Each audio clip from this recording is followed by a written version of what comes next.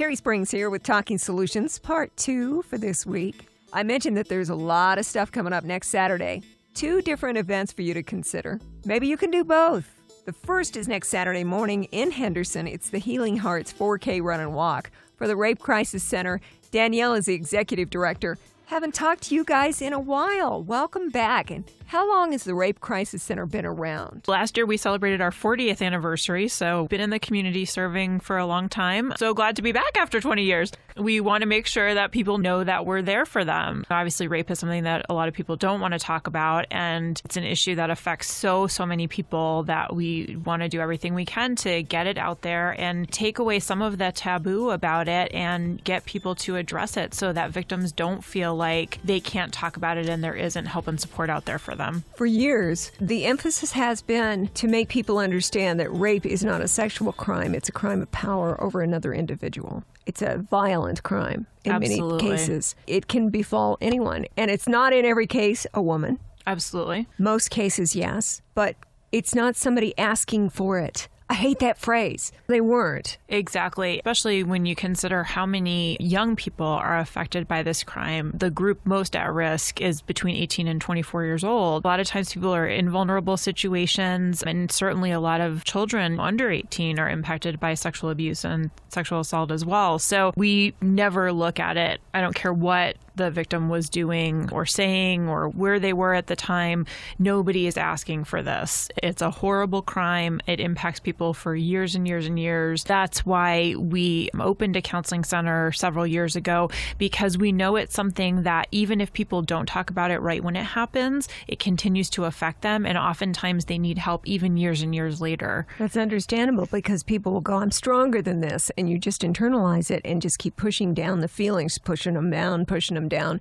It's not surprising to think that they're going to bubble to the surface. Exactly. And, people never know what's going to be that trigger that causes them to have to deal with it. And we're just so glad that we have the resources now of the counseling center available to people, regardless of insurance or their ability to pay. It's available whether the assault happened last week or 10 years ago or 20 years ago or 30 years ago. And it's not uncommon for us to get somebody calling our hotline saying, this happened to me when I was 12 or 13 years old. Maybe I told my mom at the time that she didn't believe me, and I never told anybody else, but I realize now that I need help.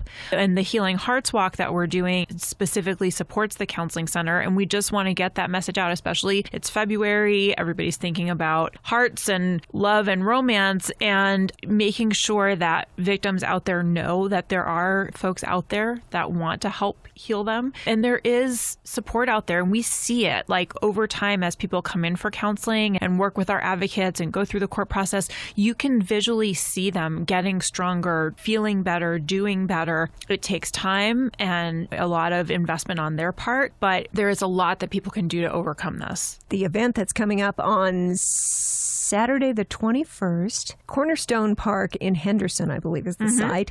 8 a.m. start for the Healing Hearts 4K Run and Walk. The weather has been so good. Oh my gosh. And it's only 4K. This is what I like to tell everybody. It's not even 5K. So if you've been trying to think about doing a run, maybe you've been working out, or maybe you're working towards a bigger race sometime later this year, 2015, that was your goal, was to do a half marathon or something, start with a 4K. It's a great opportunity in February to get started with that. If you don't want to run, you can walk. We are offering group registration pricing this year for the first time. So you can walk with a group of up to 5 or up to 10. And it's a beautiful park. There's water, there's geese and loons and ducks out there. It's really, really pretty. So come on out. You can have fun and support a great cause at the same time. Yeah. And 4K, I'm trying to remember the last 5K I did was a long time ago. I think that worked out to about 3.7 miles, maybe. If this is a 4K. Yeah, it's 2.5 miles. So we can do that. Very doable for anybody. Even couch potatoes can walk 2.5 miles. Coming up next Saturday the 21st at Cornerstone Park in Henderson. Beautiful place. Danielle, if people were wanting to sign up, they can go to our website. It's rcclv.org on the events page. It's very affordable and a great family activity. You can bring pets out there.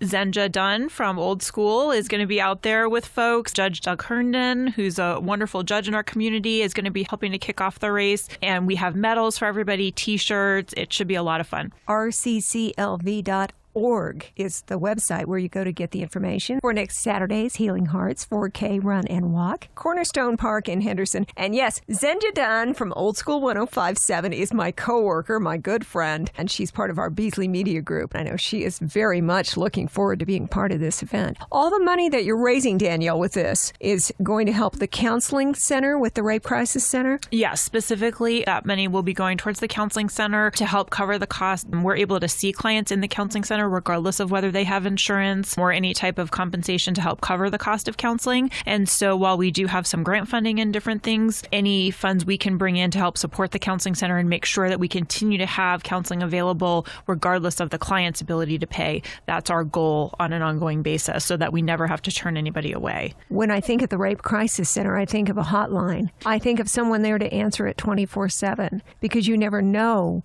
when a rape is going to occur. You never know when someone's going to call asking for help. Absolutely. And that is obviously one of the cornerstones of our services that is still ready and available. And our hotline really relies largely on volunteers. So if there's anybody out there who has an interest in volunteering with the Rape Crisis Center, we do have a volunteer training that will be starting in March. And we are always looking for volunteers to help support our hotline because we are there 24/7, 365.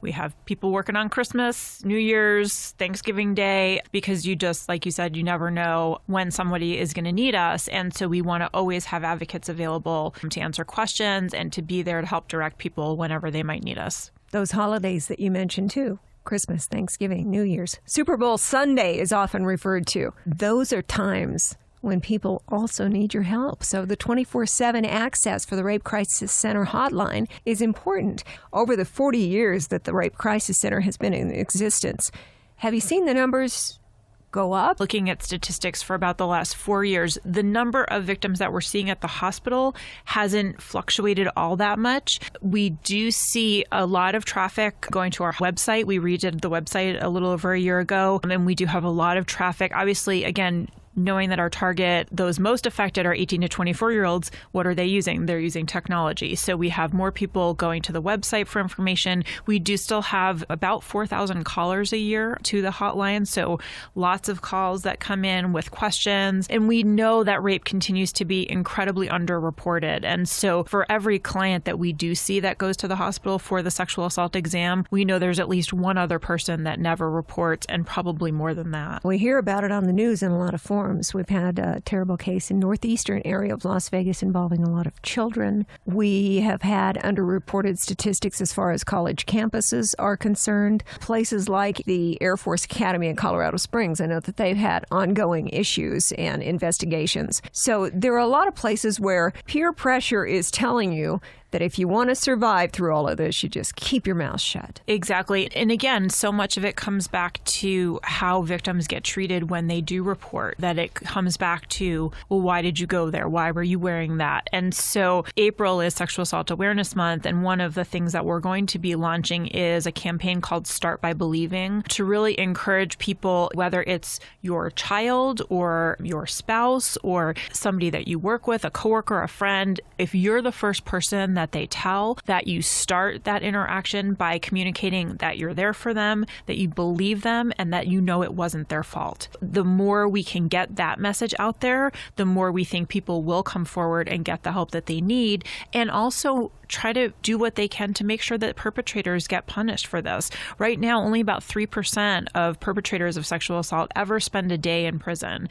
And that doesn't encourage people to report when they know so few perpetrators actually end up spending any time behind bars for the crime. So it's something that is constantly a work in progress. We're always working with partners in law enforcement and different arenas to try to continue to work on that and improve that. Everyone can do their part because everybody knows somebody that's been affected by this, whether it's childhood sexual abuse or somebody that was sexually assaulted in college that you know. When you start to talk about it, if you finally start to have that conversation, I've never seen a situation where there isn't somebody in the room that's been affected directly. And so the more we talk about it, you know, we've seen it work with issues like domestic violence, which also used to be so in the shadows, never talked about. And now that's starting to come out of the woods a little bit more as well. And we work closely with partners in the domestic violence world world because so much of sexual violence is tied to domestic violence as well. It takes a village and a community, and if we all do our part by stepping in if we see violence in a safe way, not in a way that can harm you, and also start by believing. If somebody discloses to you, find out the right steps to take, call our hotline, help them get help, but first and foremost, never blame them because it wasn't their fault. The executive director of the Rape Crisis Center is with us today on Talking Solutions. Danielle, you were talking about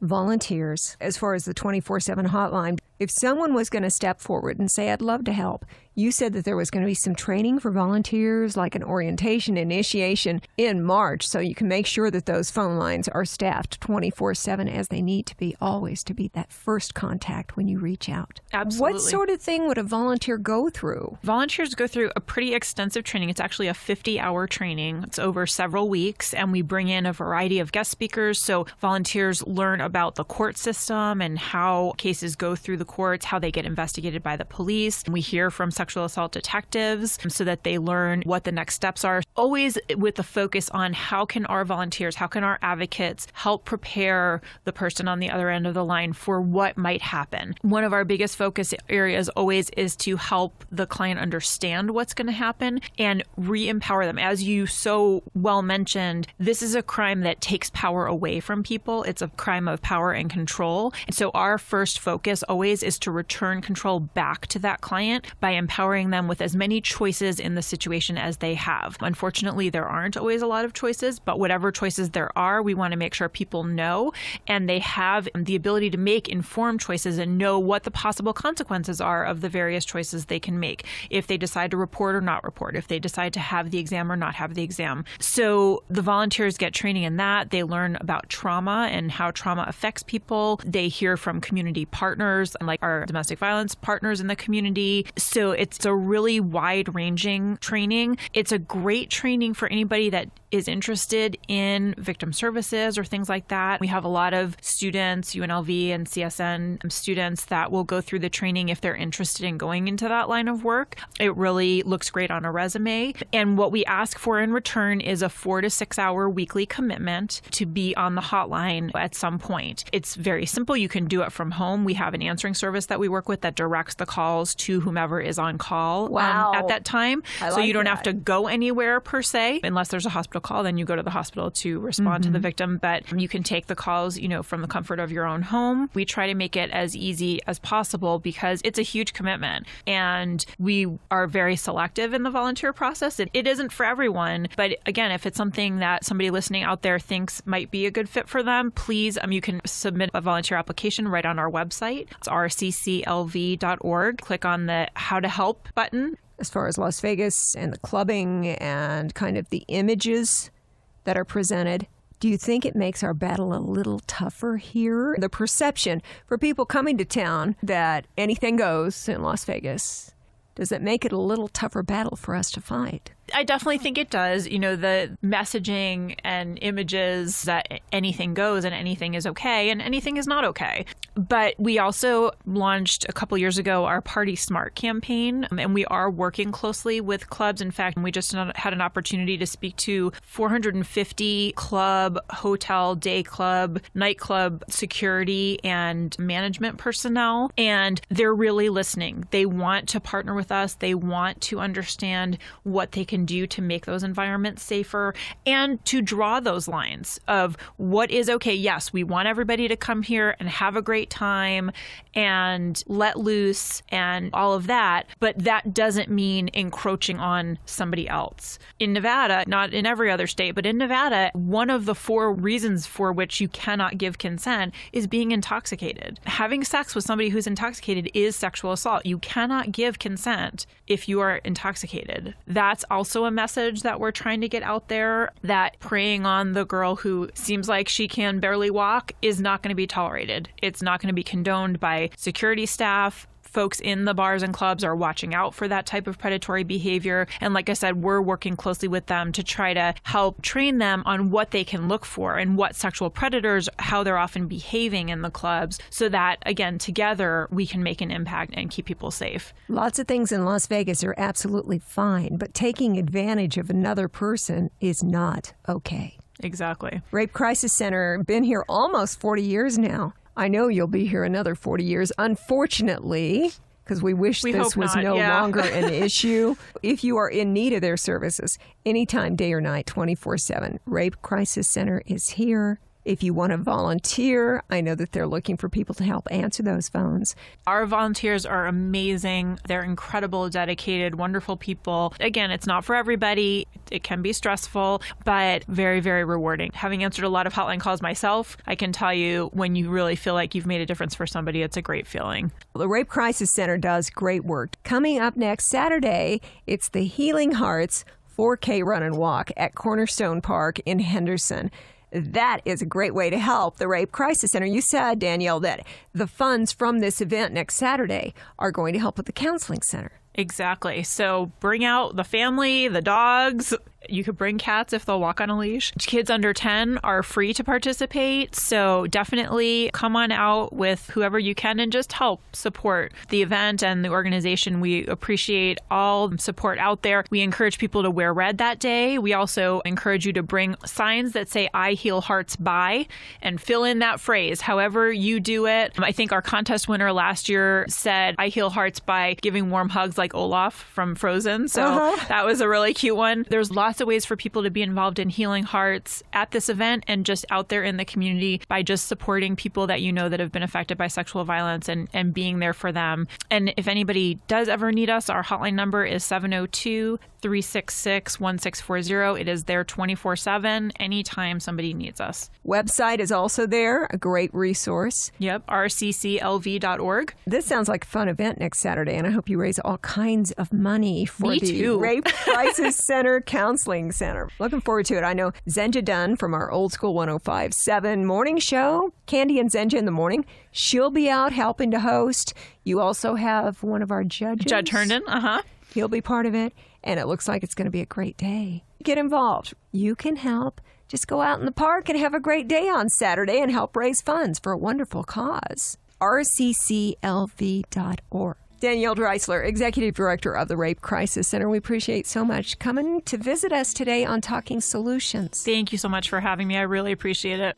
I promised our friends from Metro that I would spread the word on their event coming up next Saturday. It's called Take Back the City. It's at Cashman Center. Got a full house this morning. Sergeant Kurt McKenzie's here. We also have Lieutenant Kelly McMahill. And our last visitor says, just call her Regina. We'll do that. Sergeant McKenzie, it's Take Back the City next Saturday, Cashman Center. What's it all about? It's really the brainchild of Officer Regina Coward right here. She's the one that came up with it, and it's time for the community to take back the city. Our community has to become safer. There's a lot of violence that's happening amongst people in our community, and we realize that we can't do it alone. So we're asking the help of the citizens of Las Vegas. Together, all of us will be much stronger. I hope that you felt some of the love back from Las Vegas and all of our surrounding suburbs after last June's incidents, where we reached out and said, Metro, if we haven't told you lately, we love you guys. We count on you guys. And you're there for us 24/7. I hope that some of that positive energy came back. That positive energy has come tenfold. We realize that being partners with the community is not just written on our car, but it's truly within our hearts for the citizens of Las Vegas, because they treated us well during that difficult time. I think we all felt it. It broke all of our hearts. Remember the families and the officers who were our heroes, and our citizen hero also, whose life was taken that day. It was a horrible situation, but it ended up binding us closer together. It sounds like this event that you've got coming up is a much more lighthearted effort, although crime is a tough thing to face. It sounds like you're going to make this a fun day where we can all get together and say, yes, we're taking back the city. We're all going to work together, and we're going to make this a better place to live. Definitely. What have you got planned? Regina, since you're the one I didn't know before you were the brainchild of this. When I put this event together, I'm thinking, what can we do to bring the community and the police together and bridge that gap? That's been one of the things that we struggle with, trying to bridge the gap and try to be transparent with the community. I thought, out of a bad situation, let's make something positive. Let's not let those two lives be in vain. So this Take Back the City event will consist of bringing entertainers together, as well as community providers and vendors together with the community to do some fun things. We have an opportunity to bring services for the community, to bring entertainment, headliners from the Strip, local entertainment, the community who will come to watch those people, and we'll be able to give that message of see something, hear something, say something, and that's what's important. Nobody can beat the entertainment that we've got right here in Right. Las Vegas, Right. right at our fingertips. Right. And they're stepping up to join in. We have partnered with Win-Win to host our event, and it's going to be a wonderful lineup. I cannot wait. I'm so excited. They put a lot of effort into gathering the top-notch entertainers for our event. It's coming up pretty quick. It is. Yes. 21st is next Saturday. Yes. So you're just days away. Got the flyer in front of me. It says it's at Cashman Fields. Indoors. It's going to be the Cashman Exhibit Hall. Gotcha. It is February after all. It is, but we didn't know how the weather was going to be, so it's just easier to be safe on the inside. When in doubt, let's all go indoors There you this go. time of the year. And when it gets hot, let's all go indoors. There you go. It Air conditioning. works. This is going to be a free event, I imagine. It is. It is free for the vendors as well as the community at large. So you're just trying to bring everybody together so that we all know each other. The vendors you're talking about to help maybe protect our safety a little more, give us some other options. Yes. Other that's true. people to fall back and rely on, and entertainment. And what else do we have? We want to make sure we let people know that the kids are invited. We have a jump house for kids, and we also have a kids corner where the kids can go and see the fire truck, Canine the dogs, canine dogs, our the SWAT SWAT vehicles. trucks. Rumor has it there's going to be a helicopter there. Ooh, mentally, my head stopped when I heard canine. I love seeing the canine know. unit. I was like, You let your biases show when we first came in here. well, So you yes, need it. yes, I'm Once all we about told you the about animals. the animals. Yeah, I think this will just be a nice bonding event. That's what's important. We want the community to come out. You know, we talked about this in the office to see how many people really actually know their neighbors. How many people, if you were in a situation where you needed to borrow a cup of sugar or an egg, whatever, if you had a family emergency, can you trust your family with your neighbors? And a lot of our answers was no. We haven't bridged out to reach out to our neighbors because everybody keeps themselves in their same little box and they don't want to blend in with other people. They just want to stay safe in their own homes, and we understand that. So we thought, what can we do to make this thing work? This is one of the first steps of making this thing really, really roll together. You drive home after a long day of work, you open the garage door, you drive in, boom, Yep. that's the last you're seen. That's true. It makes me think of an event that I've done with Metro in years past, which happens in August. It's National Night Out. All right, so we're going to be inside at Cashman Center in the exhibit hall. Yes. It's next Saturday, the 21st, no cost. And you mentioned that even the vendors are doing this for free, just so we can get more people together so that we can share information and get to know one another. Yes, that's very true. When we reach out to these vendors, the vendors have everything to offer from blood pressure checks to tutoring classes. I mean, you name, we have a big wide scale of vendors, one stop, everything you need under one roof. I see that you've got like 200 vendors. Yes. Days from the event, is there still a little available? We have a little space there, but not a whole lot. So if somebody wanted to get in and said, hey, it's free, I'd love to be part of this and get to know some people and show what we've got, how would they contact you? Call to the Bolden Area Command. The number, help me out with that. 702-828-8235. What about the hours for the event next Saturday? From 10 a.m. to 2 p.m. We want to make sure that we don't take the whole day. Let's come out early, meet and greet the people, enjoy your time. Then you still have the rest of the day, that evening, to go out and enjoy with the family. Entertainment while you're there. For a lot of people who don't get a chance or who cannot afford to go out and see these headliners, you get a chance to see them for free. And it's not every day you can get these kind of people for free. Entertainers and casinos all throughout the valley, when they're asked to step up, they really do try to be part of Las Vegas. They do. When I reached out to, I didn't know who I was going to use for entertainment. I know I needed it. It would be like the capturing moment for a lot of people to determine if they would show up or not. When I reached out to Win-Win, they were like, we would love to do that. There's a lot of people who see the need, who understand the mission, and they're trying to come in to be that avenue that we need to pull the community in. They have a stake here now because they live in Las Vegas, so they see the need to capture that moment and to give back to the community. I talk to entertainers quite a lot with the line of work I'm in. After they've been here for a little while, they discover there's a lot more to Las Vegas than they thought when they arrived. After you've been here a little while, you start to discover that there is an incredible, giving, caring community. And once you find that, that's where you get hooked on Las Vegas. As far as these entertainers, do you have any names? Is there anything you'd like to share? Oh, I do. I have some teasers. Yes, please. Jeff Sabilico, he'll be hosting this event, and he's brought an entourage of his friends along to help. Names such as Matt King. Oh, I love him. I do too. He'll be there. The Thunder from Down Under. That's the PG-13 version. Yeah, we had them at Divas Day Out a few Yes, weeks back. yes. When they rip off their shirts, when they do a little exhibition, they're not doing anything bad. But boy, the girls in the audience, they shriek.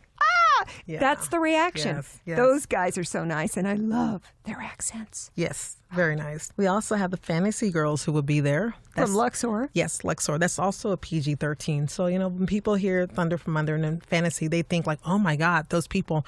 But those people also know how to change. So it will be a PG-13 show, but they're going to be there for pictures as well as to meet and greet the crowd. But they also share that same message of stop the violence and take back the community. The Fantasy show, a couple of them involved with that show had a terrible incident a couple of years ago. So I would imagine that they are extra sensitive to the fact that we want to stop this violence. Yes. It's family friendly. Yes, it is. The great thing about the entertainers, too, is because it is happening, the Take Back the City event at the exhibit hall at Cashman Field, Cashman Center, from 10 to 2 on a Saturday. Yes. They're all performing Saturday night, but it's hours before they have to be anyplace else. Sergeant McKenzie, I hear the phrase community policing. Is that where Metro reaches out and tries to partner a little bit more with the community so that we know each other? So when I need you, there's no fear, and you know that I can be trusted to tell you when something happens in my neighborhood. That is correct. Many facets to it, but the Las Vegas Metropolitan Police Department, we realize that we can't arrest our way through problems. So we partner with the community because the community, they tell us really what they need, and how we police is directly related to what the citizens of Las Vegas need. We continue to strive for our vision to be the safest community in America. How many people do we have with Metro? We have 4,000 plus employees. Right, but only about, right now, 2,200 sworn police officers. So keep in mind, too, that these types of events come about because we all suffered from the economic downturn, but prior to this year, we went 5 years without running a police academy. So we lost folks to retirements and people that went other places to find jobs. So we really had to take a look and say, we're so short on the number of uniforms we can put on the street. How can we combat crime in a way that's non-traditional? And this is by far one of the biggest things that we've undertaken. But Regina and Sergeant McKenzie and this amazing team that I get to work with, they do things like this on almost a monthly basis because we really did have to become creative when we realized that we just honestly don't have enough cops to police our streets. So this really is us saying to the community, we have got to come together, and the good people of this city need to fight back to bring peace amongst their individual neighborhoods. And I think that if we keep that mindset, we'll be extremely successful. And there are a lot of good people in this community. Yes. Yeah. So when you guys say, hey, we need your help, we need you to be our eyes and ears and let us know what's going on in your neighborhood so that we can be more effective on the side of Metro. If we work together, we can always get more done. One thing that I'm really excited about is that this is one of the first events that I've had a chance to work with all of every area command is coming together as a whole. So this is even extra special. To have every area command come in, that means that everybody's pulling for the same mission. That's also important because we can't do it by ourselves. It's all the area commands combining. And you don't want to be there by yourself, which is why you're visiting me. It's next Saturday. It's the Take Back the City event with Metro. Absolutely free. Cashman Center. It's going to be from 10 to 2 next Saturday. Family-friendly event. Over 200 different vendor booths with information on all kinds of things. A lot of great local entertainment. Free. How could you turn this down? It's going to be a good time. And it's going to end up having an impact in a positive way as far as Metro and the community working together to get crime rates down and just make this a better, safer place to live. What a great idea, Regina. It is. We need to come out for that. I'm going to put the information on our Talking Solutions Facebook page. You'll get all the links. We'll have this also available in the way of a podcast. Cashman Center next Saturday from 10 to 2 for the absolutely free, family-friendly Take Back the City event with Metro. You guys, this is great that you all came in. Our pleasure. Regina, what a great idea. Indeed it is. Woo! I'm just blessed to work with such an awesome, phenomenal team. So it comes back to me just to see people willing to work together. I think it sounds like fun, and I think you're going to feel so good next Saturday. Regina's with us today, Lieutenant McMahill, and we have Sergeant McKenzie, all from Metro. I'm just thinking you guys are going to be there, all of you, on Saturday. Is that right? That is correct. That's correct. Can't wait. 10 to 2, Saturday, Cashman Center. It is Take Back the City, free family event. Info, tbtclv.org. TakeBackTheCityLV.org. Got it. tbtclv.org. All the info for you online. Sure do appreciate you coming in to join us today on Talking Solutions. We really appreciate you having us here. Thank you. Thank you, guys. Thank you so we really much. appreciate We really it. appreciate it. Talking Solutions is a production of the Community Relations Department here at Beasley Media Group Las Vegas. Get more information on today's topic on our Talking Solutions page on Facebook, where you will also find links and a podcast of today's show. Thanks for listening, and have a great week.